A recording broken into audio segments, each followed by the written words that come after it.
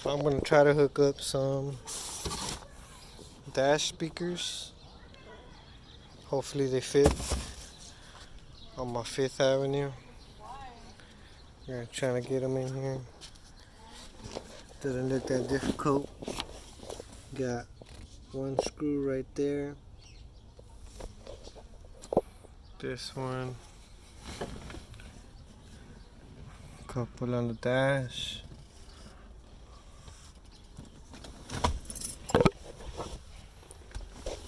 Couple more on the bottom.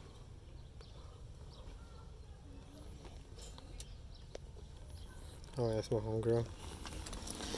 I think I gotta remove this as well. Whole cluster. Cluster has a few screws, as you can see. Screw there, bolt back there. Couple more on the bottom. Just around the steering column. We'll see how it goes.